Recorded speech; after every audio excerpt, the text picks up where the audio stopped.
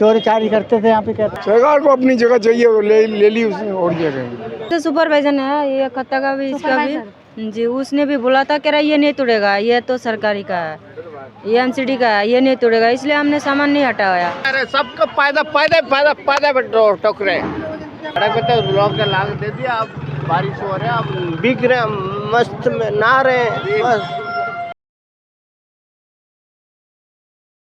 दिल्ली में बीजेपी सरकार आते ही जगह जगह बुलडोजर देख रहे हैं, जहां पर गलत तरीके से लोग रह रहे हैं, गैर अतिक्रमण कर लोग रह रहे हैं। झुग्गी झोपड़ी हो या कोई भी मकान हो या किसी भी तरह का ऐसा रहने की जगह हो जो गलत तरीके से लोग रह रहे हैं, उन पर बुलडोजर चलाया जा रहा है। इस वक्त जंगपुरा में मौजूद और यहाँ पर भी ठीक बुलडोजर कार्रवाई आज की गई है। आप इधर देखेंगे, दिखाइए ज़रा। तमाम झुग्गी झोपड़ियाँ यहाँ पे 350 के लगभग झुग्गी थी और उनको सबको 700 कितनी झुग्गी थी? 700 झुग्गी के ऊपर थे। 700 झुग्गी, मतलब इस तरह का आंकड़ा बताया जा रहा है। 350 से 400 लगभग यहाँ पे झुग्गी थी। नॉर्मल है जो नॉर्मल है, बाकी नॉर्मल है जो उनको 120 के अंदर में जगह मिल गई है। बाकी उनको जाओ, अब नहीं है, अब जाओ, पर्ची नहीं है, चिट्ठी नहीं है, कुछ भी है बारिश में इसमें ऐसा है। 120 लोगों को घर की व्यवस्था कर दी गई है, वो भी नरेला के बहुत लंबी जगह में, वो जगह को दिया उन्होंने। ऐसे आप लोगों को मिला? कुछ नहीं मिला। नहीं मिला। कागजात थे आपके पास यहाँ पर?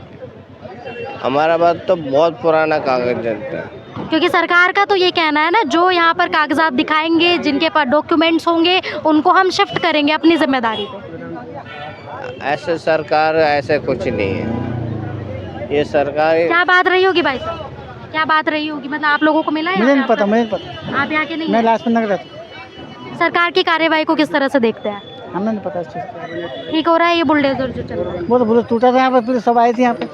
सही है, सही कर रही है सरकार यहाँ? हाँ, जो कर रही सही कर रही है। सही हो रहा है। जो गलत तरीके से लोग रह रहे हैं उनको हटाया जा रहा है। तो गरीब लोग हटाएंगे और वो बाकी रहते थे यहाँ पे हटा दिए। तो जैसे आप लोग बता रहे हैं, ये आंकड़ा 300 से 350 झोपड़ी थी, झुग्गी झोपड़ी मकान। 750 झुग्गी थी यहाँ पे। 750 थे। हाँ। और ये जो जिनको शिफ्ट करा गया उनकी संख्या 150 है लगभग। हाँ, वो 150। तो बाकी लोग सारे गलत रह रहे थे यहाँ पे? पता नहीं क्यों से कैसे चोरी चारी करते थे यहाँ पे, कहते सुना। गलत तरीके से थे, चोरी चारी करते थे। तो सही किया सरकार ने उनको हटा के जो गलत। अब मुझे क्या पता, मैं बताऊंगा किस तरह से देखते हैं सर? क्या नाम है आपका? मेरा नाम सुरेश है मैडम। आप यहीं रहते हैं आसपास? नहीं, आसपास है। आसपास रहते हैं। जो आप देख रहे हैं, आज सुबह सुबह ये बुलडोजर की कार्यवाही की गई, क्या लगता है सही फैसला है सरकार का या गलत? लगता तो सही है, लेकिन कुछ लोग रो रहे हैं कि हम कहाँ जाएंगे, क्योंकि आप देखेंगे कुछ लोग भी तो दी है, जगह दी है, आधे लोगों को मिली है ना, सिर्फ कुछ लोगों को कुछ नहीं मिल रहा है। बाहर मतलब 20 लोगों का 20-25 लोगों को मिलाकर, बाकी तो ऐसे ही है। जिसके राशन कार्ड वगैरह बने हुए हैं, क्योंकि जिसके राशन कार्ड वगैरह बने हुए उनको मिले, जो पुराने रहे, बाकी और नहीं बच जाते। नहीं, मैं ये कहना चाह रही हूँ, अगर उनके पास डॉक्यूमेंट नहीं है, वो बहुत समय से रह रहे हैं, तो वो कहाँ जाएंगे बेचारे? बिना डॉक्यूमेंट के क्या कहाँ के लिए? बिना डॉक्यूमेंट तो कुछ भी नहीं है। तो सही फैसला है। इनको भी तोड़ दिया तो क्यों तोड़ा गया? क्या कहना चाहेंगे? घर नहीं मिला है इनको? नहीं मिला मुझे भी। कितने साल से रह रहे थे? 40 साल हो गया। मैं राशन कार्ड था? राशन कार्ड भी है, सब चीज अभी भी फॉर्म दिखाता हूँ। डॉक्यूमेंट्स है, फिर भी नहीं दिलाया गया इनको। मैं क्या कर सकता हूँ? तो सरकार की कमी रही है कहीं ना कहीं, डॉक्यूमेंट्स जानते हुए भी इनको नहीं मिला। सरकार को अपनी जगह चाहिए, वो ले ली उसने और क्या करेंगे। फिर बाकी लोग कहाँ जाएंगे जो डॉक्यूमेंट भी दिखा रहे हैं? ऐसे थोड़ा ना सरकार छीन लेगी, सड़क पे थोड़ा ना ला देगी देश के नागरिकों को। सड़क पे तो लोग का लाग दे दिया। अब बारिश हो रहा है, अब बिक रहे, मस्त में नहा रहे हैं बस। आप देख रहे हैं कितना गंभीर मुद्दा है मैडम, जिसका घर टूटता है उसको पता चलता है। ये यहाँ रहते थे, इनका घर टूटा गया है, और जो सरकार लगातार लगातार जो सरकार ये कह रही थी डॉक्यूमेंट्स होंगे तो आपको मकान मिलेगा। इनके पास डॉक्यूमेंट्स है, राशन कार्ड भी है। अच्छा, राशन कार्ड है, राशन कार्ड है, राशन कार्ड है। थोड़ा पीछे हो जाइए। राशन कार्ड है मेरे पास, सब चीज है। राशन कार्ड है मेरे पास। दिखाएंगे? अभी नहीं दिखा सकता। कहाँ है सामान? अब मैं खाली करके गया हूँ यहाँ से। कहाँ व्यवस्था की है रहने की? अब मैं काले गाँव में रह रहा हूँ। काले गाँव किराए पे?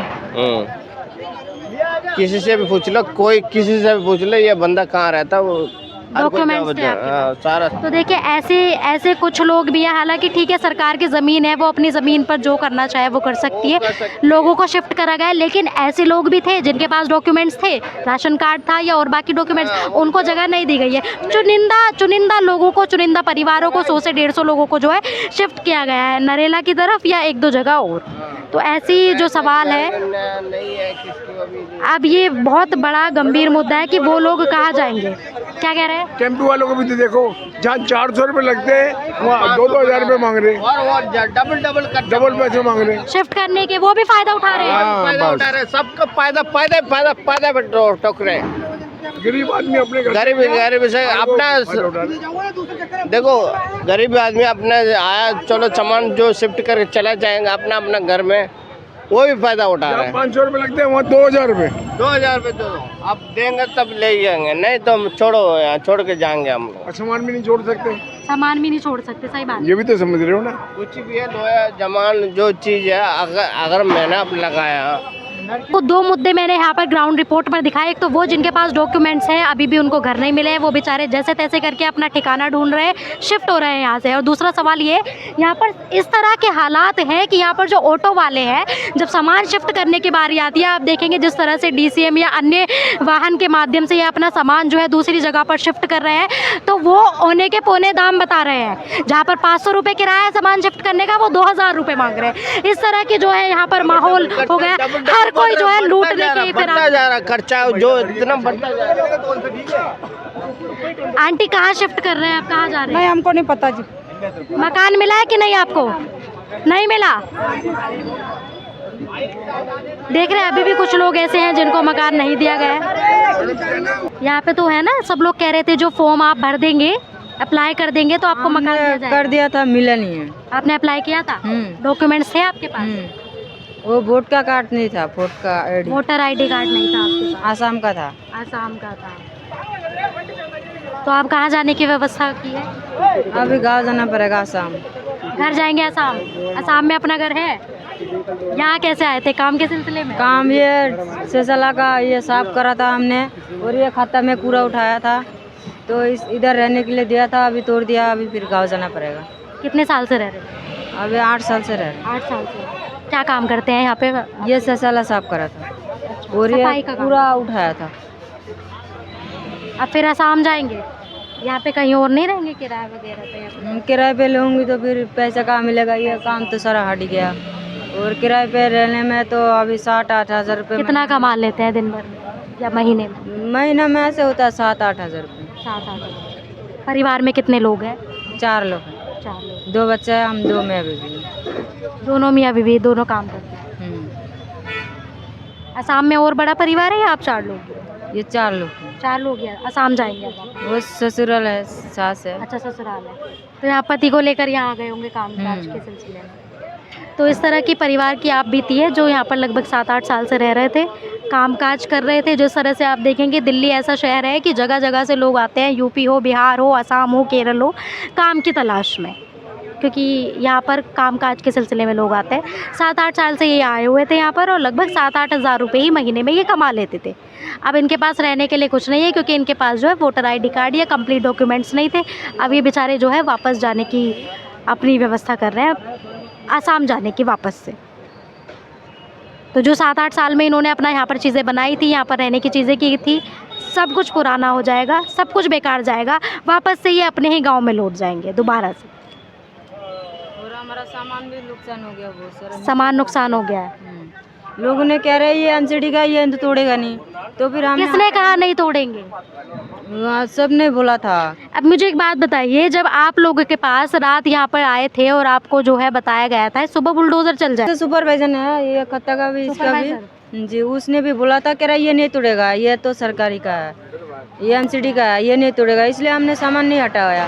तो उसके बाद 10 बजे से पुलिस हमको अंदर घुसने नहीं दिया, कह रहा तुम बाहर ही रह जाओ, सामान रहने दो, फिर इसलिए सारा नीचे दब गया, पंखे वगैरह था। ये जो लगातार बुलडोजर चलने की कार्यवाही देख रहे हैं ना आप, ये लगातार इसलिए है क्योंकि कुछ लोगों में ये था, सरकार सिर्फ कह रही है कुछ नहीं टूटने वाला है, कुछ नहीं होने वाला है, और यदि टूटता भी है तो उसमें 3 से 4 महीने का समय दिया जाएगा, जैसे कि लोगों ने पीछे ही बात करते हुए बताया। अब अचानक से जो है यहाँ पर बुलडोज़र चल गया है और यही कारण है कि लोगों का यहाँ पर जो चीज़ें जो है कुछ कीमती सामान मलबे में दब गया है। क्यों? सरकार की बात ना मानने के कारण। तो ये थी यहाँ पर फ़िलहाल ग्राउंड रिपोर्ट जो इस वीडियो के माध्यम से मैंने आपके समक्ष साझा की।